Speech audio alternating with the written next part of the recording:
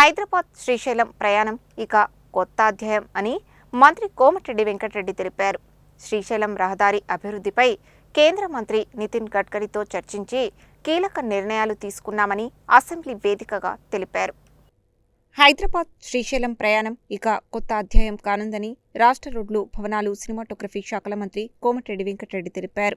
ముఖ్యమంత్రి రేవంత్ రెడ్డితో కలిసి శ్రీశైలం రహదారి అభివృద్ధిపై కేంద్ర మంత్రి నితిన్ గడ్కరీతో చర్చించి కీలక నిర్ణయాలు తీసుకున్నామని అసెంబ్లీ వేదికగా తెలిపారు. హైదరాబాద్ నుండి మన్ననూరు వరకు 6 లేన్ల రహదారి, మన్ననూరు నుండి శ్రీశైలం వరకు 52 కిలోమీటర్ల ఎలివేటెడ్ కారిడార్ నిర్మాణానికి ప్రతిపాదనలు సిద్ధం చేసినట్లు చెప్పారు.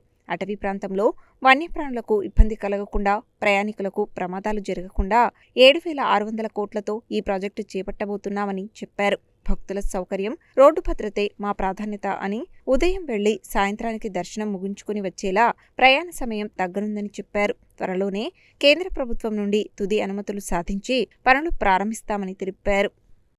హైదరాబాద్కి వెళ్ళి శ్రీశైలం వరకు, మన్నూరు వరకు 6 లేన్ పెట్టాం.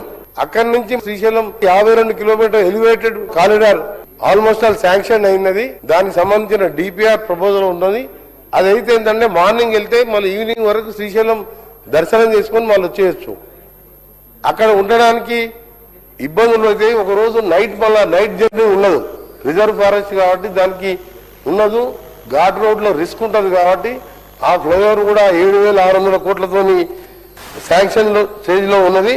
అది కూడా ఆల్మోస్ట్ ఆల్ క్యాబినెట్ లో అప్రూవ్ అయ్యి కేంద్ర ప్రభుత్వం ద్వారా దాని మీద ఒత్తిడి తీసుకొచ్చి దాన్ని కూడా చేయడం జరుగుతుంది.